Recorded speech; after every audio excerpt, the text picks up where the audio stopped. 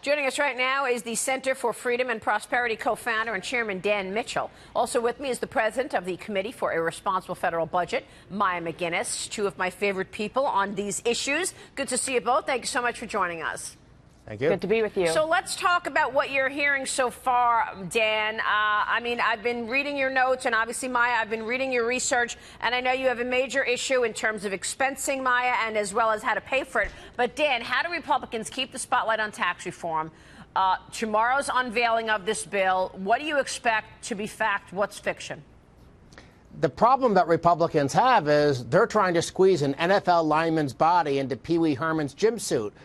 They want to cut taxes here, there, and everywhere, but because they're not willing to control government spending and because of the budget rules on Capitol Hill and the fact that there are still some deficit hawks like Maya out there, it makes it very hard for the numbers to add up. That's why they're thinking about going after 401ks. That's why they're thinking of phasing in the lower corporate tax rate. You know, these are things that if you talk to them privately, they know they aren't good ideas, but they're trying to salvage at least getting down to 20% for the corporate rate because that really is the flagship of the whole program. So, Maya, how do you get there? I mean, we are $500 billion overspending in the 18 budget. We are $500 billion in overspending in the 19 budget that's being talked about right now.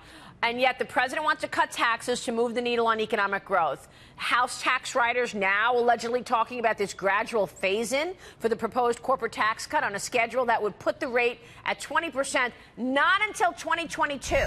Is that phase-in proposal really going to move the needle? I mean, would it reportedly reduce the current rate from 35%, 3 percentage points a year, beginning in 18? Is that going to do anything for the economic growth story? And how do you accomplish all of the above? Great question, because the point here, of course, is to make smart, well-structured tax reform that will grow the economy and enhance our competitiveness.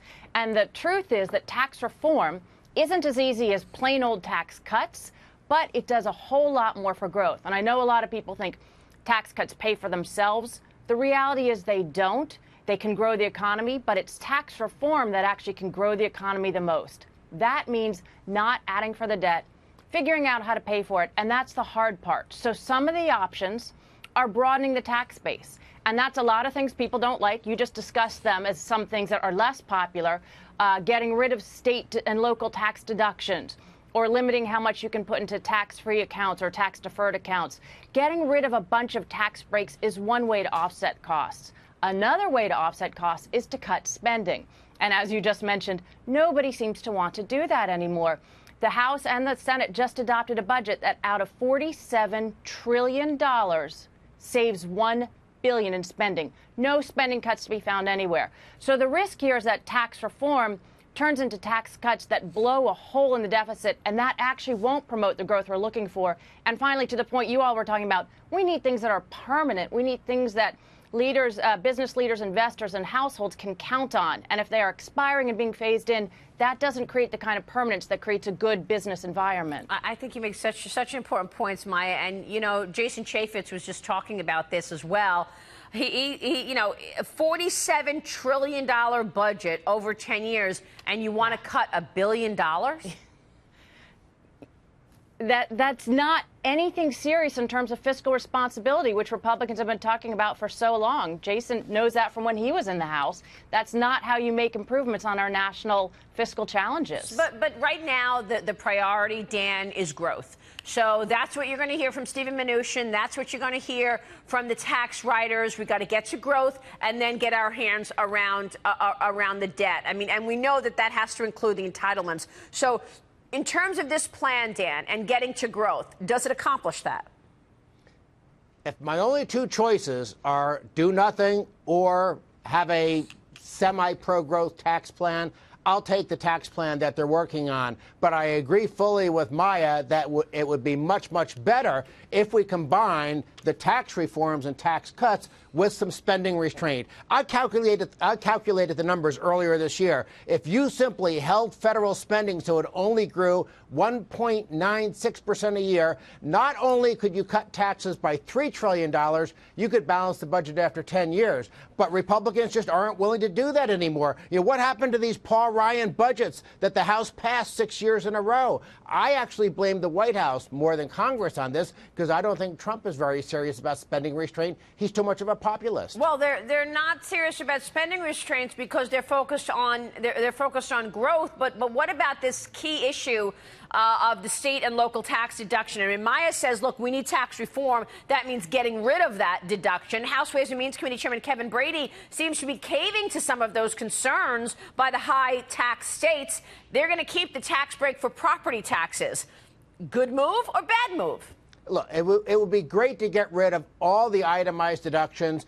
Heck, we should just rip up the entire code, have a simple and pure flat tax. But you know what?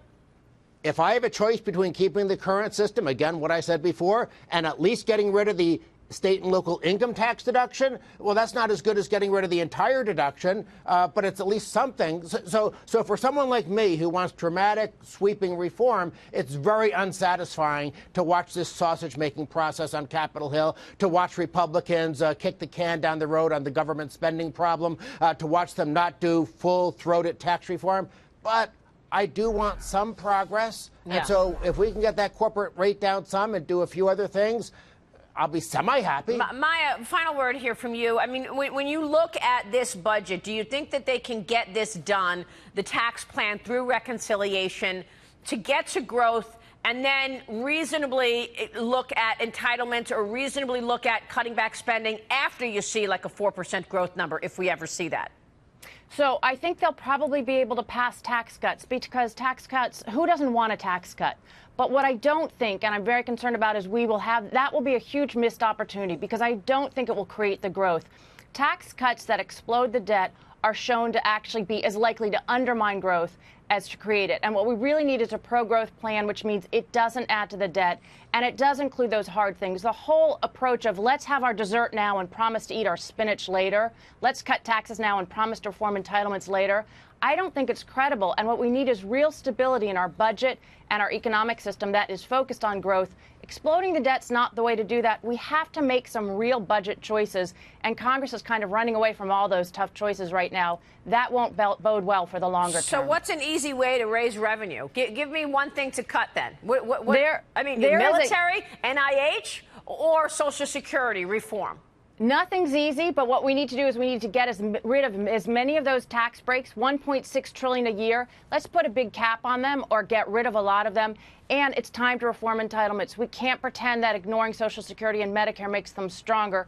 It weakens them, and it leaves the people who depend on them vulnerable. So let's tackle those real issues and make the budget one that's actually going to last and be consistent with growth and allow us to have some permanence and understand what's going to be there in those programs so we can count on them. Dan, you think they'll get this done? Yeah, go ahead, Dan. And for heaven's sake, take that old Paul Ryan budget off the shelf, wipe off the dust, and do those entitlement reforms, cap the growth of discretionary spending. We know what the answer is. It's just that there's the special interests in Washington. They don't like spending restraint, and they don't like getting rid of tax loopholes, and that makes it hard to do the pro-growth tax cuts.